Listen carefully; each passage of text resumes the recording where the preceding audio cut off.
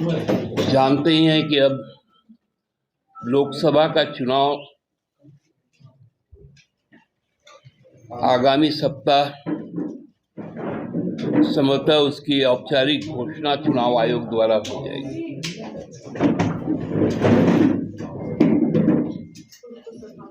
दुनिया का सबसे बड़ा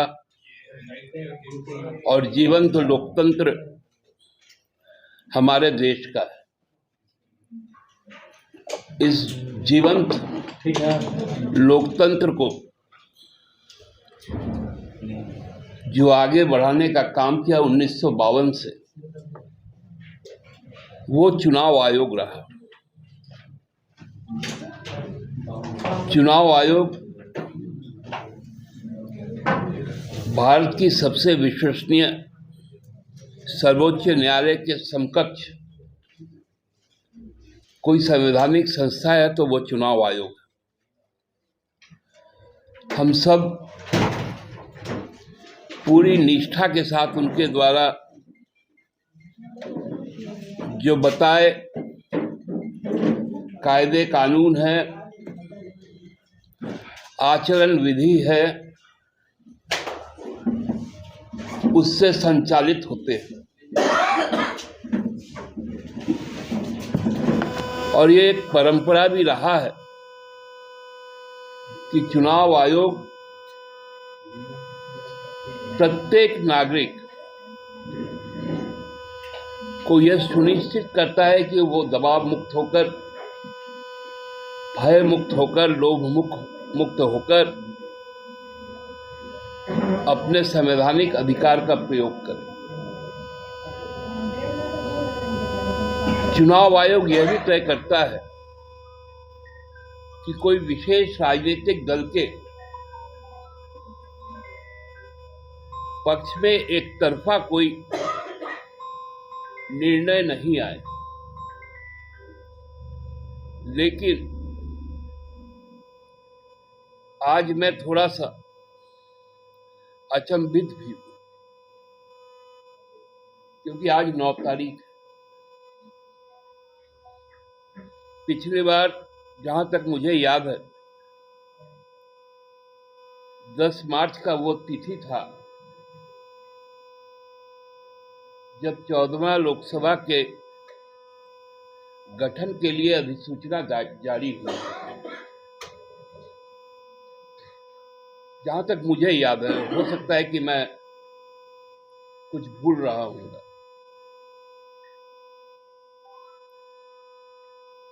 उस समय राज्य में हमारी बहुत कम दिनों की सरकार थी, नहीं, भाजपा की सरकार थी।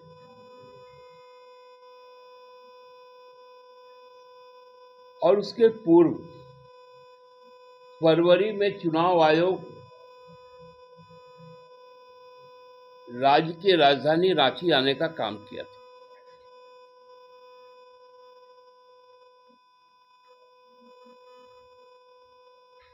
उन्होंने यहां पर आकर 2 दिन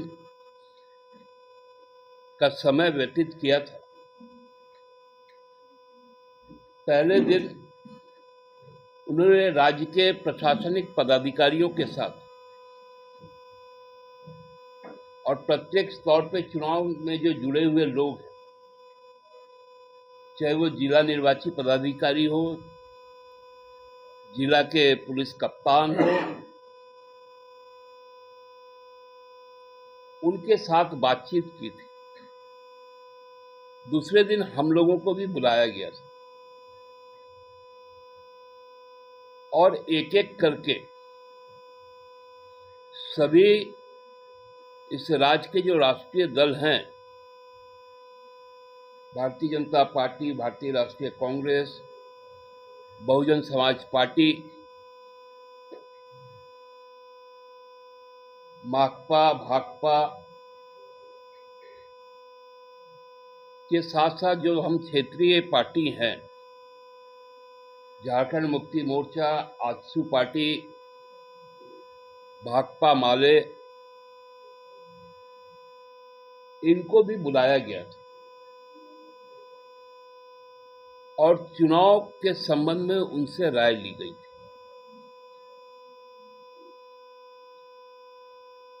क्योंकि बहुत सारी चीजें हैं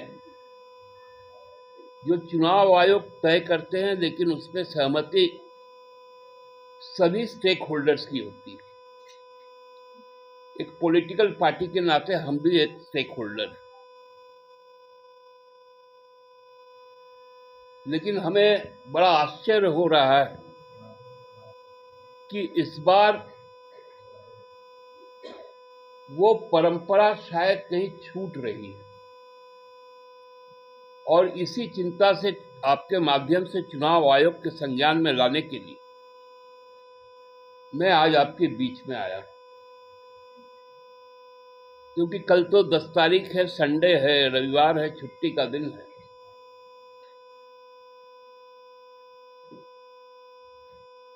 तो कोई सरकारी कामकाज तो होंगे नहीं, आपातकाल को छोड़कर।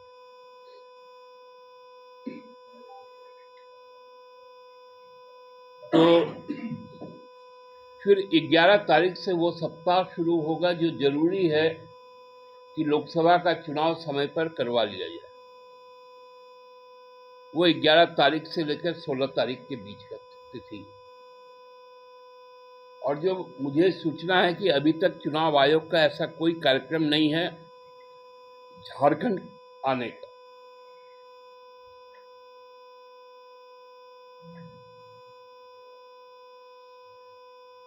हम लोगों को जो सूचना है, जो आधिकारिक नहीं है, कि शायद राज्य के मुख्य सचिव एवं पुलिस प्रमुख डीजीपी को जब पटना में इसकी समीक्षा हुई थी तो उनको बुलाया गया था, और वहां पर जो वहां के जो पॉलिटिकल पार्टीज थे उनको भी बुलाया गया था। मोदी जी के लिए तो मणिपुर अब इस देश का हिस्सा नहीं है, लेकिन वर्तमान में जो मुख्य निर्वाचन आयुक्त है राजीव कुमार जी, वो तो रांची में जिला निर्वाची पदाधिकारी के तौर पर रह चुके हैं, काम कर चुके हैं। यहाँ के उपायुक्त थे, रियाडा में प्रबंध निर्देशक भी थे, इसलिए उनके सर्विस बुक में तो झारखंड जुड़ा हुआ है और झारखंड को वो जानते भी है, और हम भी झारखंडी लोग उनको जानते हैं। तो अभी तक का नहीं आना बड़ा संदेह पैदा कर रहा है, क्योंकि पटना में जब औपचारिक तौर पर और बंगाल में उन्होंने प्रेस को संबोधित किया तो उन्होंने इस बात को कहा कि हम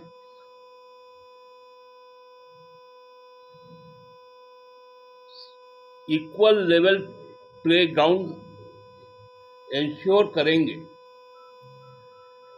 ताकि पॉलिटिकल पार्टी को समान अवसर मिले।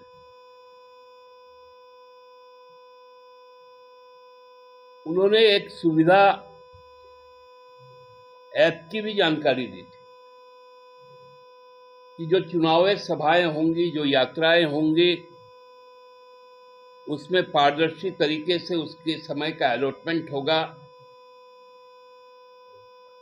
वगैरह वगैरह। गाड़ियों की संख्या बढ़ाई, जो पहले 14 गाड़ियां थी उसको शायद 27 या उससे भी ज्यादा बढ़ाई गई। जो खर्च की राशि है उसको भी बढ़ाया गया, लेकिन हमें अभी तक इसकी कोई औपचारिक सूचना नहीं। क्या यहां केवल